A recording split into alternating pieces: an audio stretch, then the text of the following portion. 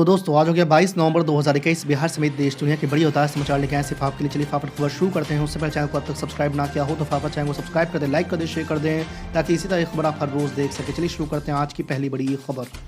राजस्थान में अशोक गहलोत सरकार की नई कैबिनेट में प्रियंका गांधी की छाप देखने को मिल रही है। पहली बार राजस्थान सरकार की कैबिनेट में 3 महिला विधायकों को एंट्री दी गई है। इसके अलावा 4 दलित नेताओं को भी कैबिनेट मंत्री बनाया गया है, जो पंजाब में दलित नेता चरणजीत सिंह चन्नी को सीएम बनाए जाने के बाद बड़ा फैसला है। माना जा रहा है कि कांग्रेस ने महिलाओं और दलितों को प्रतिनिधित्व देकर बड़ा संदेश देने का प्रयास किया है। दरअसल आपको बता दें कि प्रियंका गांधी ने यूपी के विधानसभा चुनाव में महिलाओं को 40% टिकट दिए जाने का ऐलान भी किया है। दूसरी बड़ी खबर, शिवसेना सांसद संजय राउत ने रविवार को दावा किया है कि 3 कृषि कानूनों के खिलाफ साल भर तक चले विरोध प्रदर्शन के दौरान 700 से अधिक किसानों की मौत हो गई है। उन्होंने मांग की है कि मृतकों के परिजनों को पीएम केयर्स फंड से वित्तीय सहायता दी जाए। संजय राउत ने कहा कि किसानों से सिर्फ माफी मांगना काफी नहीं है, उनके परिवारों की मदद करना महत्वपूर्ण है।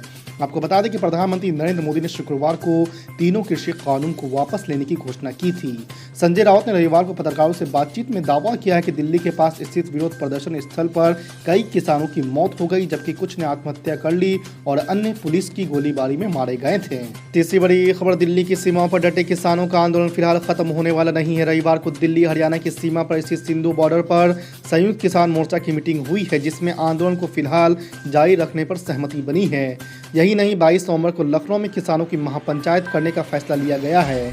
किसान संगठनों का कहना है कि एक तरफ लखनऊ में महापंचायत होगी तो वहीं आंदोलन के 1 साल पूरे होने के मौके पर 26 नवंबर को दिल्ली की सीमाओं पर किसान जुटेंगे। इस मौके पर किसानों की ओर से पीएम नरेंद्र मोदी को पत्र लिखा जाएगा। चौथी बड़ी खबर, कांग्रेस के पूर्व अध्यक्ष राहुल गांधी ने रविवार को कहा है कि जो लोग अतीत में झूठी बयानबाजी झेल चुके हैं वो कृषि कानूनों को निरस्त करने के प्रधानमंत्री नरेंद्र मोदी के शब्दों पर विश्वास करने को तैयार नहीं है। आपको बता दें कि बीते शुक्रवार को पीएम नरेंद्र मोदी ने देश को संबोधित करते हुए तीनों कृषि कानून को वापस लेने का ऐलान किया था। प्रधानमंत्री नरेंद्र मोदी के ऐलान के बाद मोदी सरकार ने तीनों कृषि कानूनों को निरस्त करने की कार्रवाई शुरू कर दी है। हालांकि दूसरी ओर अभी भी किसानों ने अपना आंदोलन वापस नहीं लिया है। इस पर कांग्रेस के सांसद राहुल गांधी ने एक ट्वीट में कहा कि झूठे जुमले झेल चुकी जनता पीएम की बातों पर विश्वास करने को तैयार नहीं है। पांचवी बड़ी खबर, पंजाब में बनेगा अब चौथा मोर्चा, कैप्टन और भाजपा मिलकर बदलेंगे चुनावी मैच। जी आपको बता दें कि पीएम नरेंद्र मोदी की ओर से 3 नए कृषि कानूनों की वापसी के ऐलान के बाद पंजाब में चुनावी तस्वीर बदलती दिख रही है। दरअसल उत्तर प्रदेश, उत्तराखंड, पंजाब, गोवा और मणिपुर में अगले साल की शुरुआत में ही चुनाव होने वाले हैं। पीएम नरेंद्र मोदी का फैसला यूं तो पूरे देश में असर डालने वाला है, लेकिन पंजाब में सियासी समीकरण बदलते दिख सकते हैं। इससे पहले आपको बता दें कि पंजाब का चुनावी समर चौतरफा हो सकता था, लेकिन फिलहाल कांग्रेस, आम आदमी पार्टी, अकाली दल और बीएसपी का गठबंधन चुनावी समर में है। लेकिन अब कानूनों की वापसी के बाद मुकाबला चौतरफा हो सकता है। दरअसल कानून वापसी के चलते कैप्टन अमरिंदर सिंह और भाजपा मिलकर चौथा मोर्चा बना सकते हैं। छठी बड़ी खबर, भाजपा के चुनावी घोषणा पत्र में राम मंदिर, धारा 370 और समान नागरिक संहिता को लेकर वादे पिछले 3 दशक से हर चुनाव के दौरान होते रहे हैं। राम मंदिर निर्माण शुरू होने और धारा 370 हटने के बाद अब चर्चा समान नागरिक संहिता लागू करने को लेकर रही है। हिंदुत्ववादी संगठन इसे लेकर सरकार पर लगातार दबाव बना रहे हैं। इस बीच all India Muslim personal law board ने समान नागरिक संहिता को लेकर सरकार को चेताया है। सातवीं बड़ी खबर, यूपी चुनाव का समय पास आते आते हर दिन नए समीकरण देखने को मिल रहे हैं। रविवार को ऑल इंडिया मजलिस इत्तेहादुल मुस्लिमीन के अध्यक्ष असदुद्दीन अवैसी ने घोषणा करते हुए बताया है कि उनकी पार्टी उत्तर प्रदेश विधानसभा चुनाव में 100 सीटों पर चुनाव लड़ेगी। आपको बता दें कि ऑल इंडिया मजलिस इत्तेहादुल मुस्लिमीन के अध्यक्ष ने रविवार को कहा है कि हमारी पार्टी 100 सीटों पर चुनाव लड़ने का फैसला किया है। हम और 1-2 पार्टियों के साथ संपर्क में हैं और आगे पता चलेगा कि हम किसी से गठबंधन करते भी हैं कि नहीं। उन्होंने कहा कि हम चुनाव जीतने की स्थिति में हैं। मैं आपको ये भी बताने आया हूं कि पिछले 5 साल से बीजेपी की सरकार है और एक मंसूबाबंद तरीके से बीजेपी ने मुसलमानों में जो हमारे कुरैश बरादरी है और अंसारी बरादरी है, जो बुनकर भाई हैं, उनको माशी तौर पर बर्बाद करने की पॉलिसी बनाई गई। उनको बेरोजगार करने की पॉलिसी बीजेपी बनाती रही।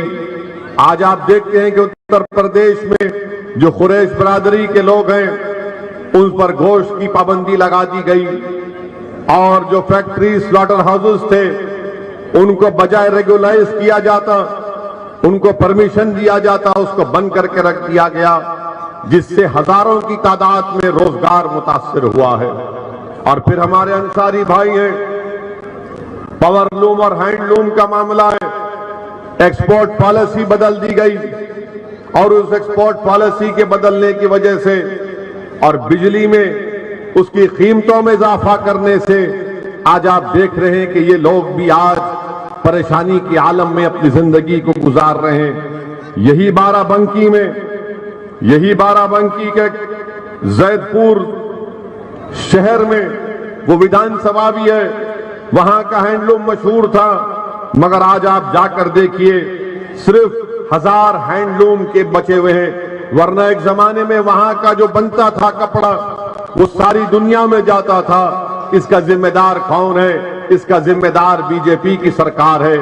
मेरे अजीज दोस्तों और बुजुर्गों, वहीं पर आप देखते हैं कि पुलिस के जरिए से कस्टोडियल डेथ होती है, उस पर बीजेपी की सरकार कोई हरकत नहीं करती, बल्कि जिम्मेदारी के साथ कह रहा हूं कि अफसोस इस बात का होता है कि अगर कस्टोडियल डेथ में मरने वाले का नाम अगर मुसलमान होता है तो हुकूमत की तरफ से उन पुलिस अहदेदारों पर कोई कार्रवाई नहीं की जाती।